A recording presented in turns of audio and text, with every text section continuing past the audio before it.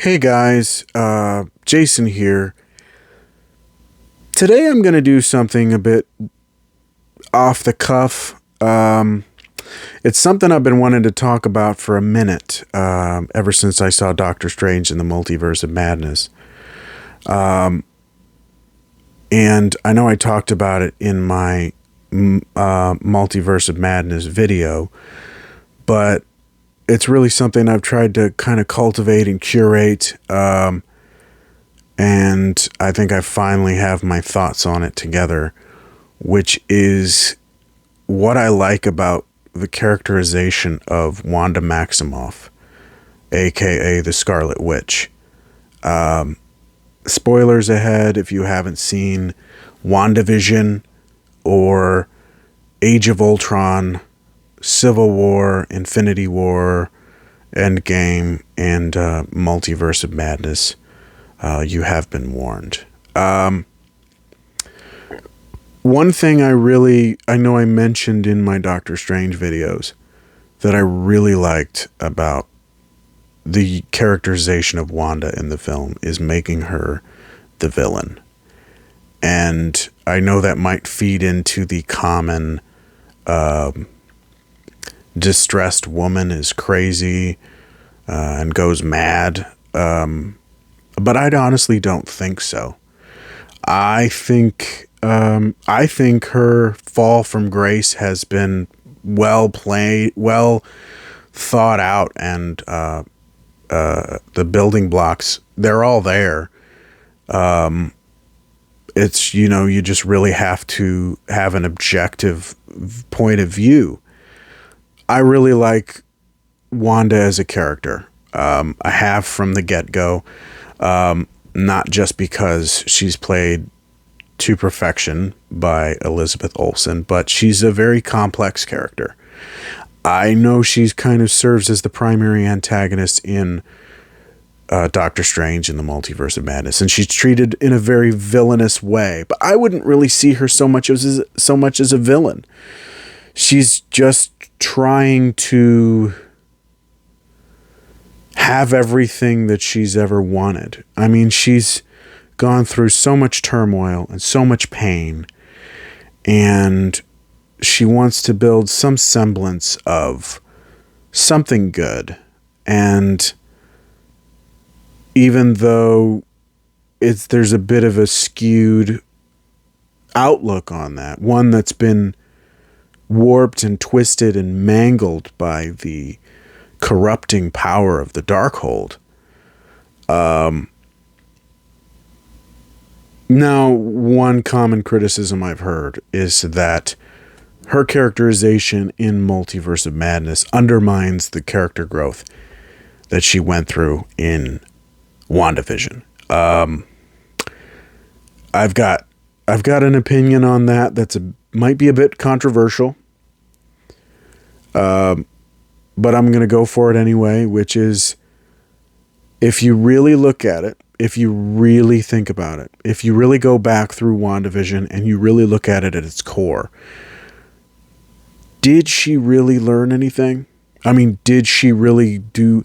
I would say she went through some growth, but I think really more so the lesson she learned was, had Agatha Harkness not come along, had Sword not come along, I could have gotten away with this. I could have kept going. I could have done this ad infinitum. She even, when the citizens of Westview at the end of episode, in the finale, are like, let us go, set us free. She's like, I've taken care of you. I've watched over you. I've protected you. Almost like she's doing them. She believes that she's doing them a service by doing all this. So personal, and it's only when she's faced with her own hypocrisy, going after Agatha for her misgivings, when it's like, you're the one behind all of this, not me. That she realizes that the right thing to do is to let these people go. But again, had none of that happened, she wouldn't have moved for a second. She would have kept it going. And had it not been such an obvious play, I wonder if she might have even tried to do something like it again, just so she can have that all to herself.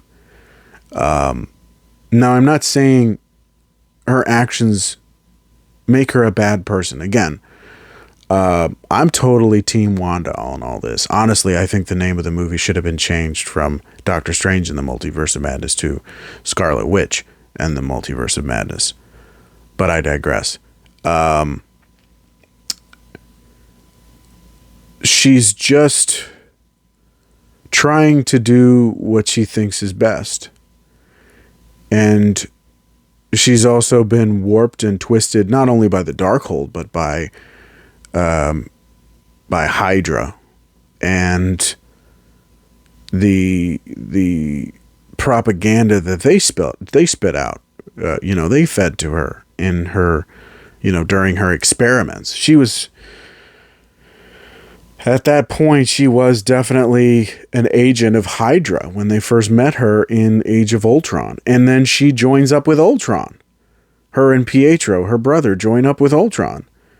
It's only until they realize that what he's going to do is much worse than what they wanted that she decides to join up with the Avengers and try to be a better person. But there's always that air of unpredictability within her. So it's not like, to me, this is my opinion. I'm not trying to quantify anything, whatever. This is how I perceived it. But it's not like this one that her characterization in Multiverse of Madness was overnight. The building blocks were there. And I guess you could call it putting on the rose-tinted glasses when viewing her character through these different, MCU films and the show. But if you really look at her actions as they stand, the way she behaves in Multiverse of Madness is the natural progression of that. Now, at the end of Multiverse of Madness, she does finally come, it does culminate with her finally realizing that she has done something horrible. She's done all these horrible things. And her way of atoning is to try to destroy the castle at Mount Wundagore. And it's I think that might be the first step in her path to redemption. True redemption. I hope we see more of her moving forward. Again, she's been one of my favorite characters in the MCU ever since she was introduced in Age of Ultron. And I really hope we see her sooner rather than later, but there's always this thing with the MCU where it takes a long time. You get the setup very early on and the payoff comes way down the line. So with them having announced all the Phase 5 projects and Phase 6, it's very likely that we might not see the payoff to some of this stuff until Phase 6. Now let me know what you thought of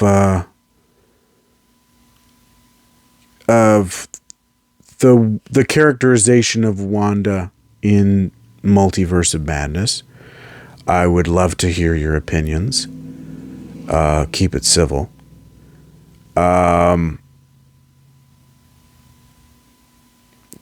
As always, thank you so much for watching. Don't forget to like, share, subscribe, click that notification bell to get updates on all my future videos.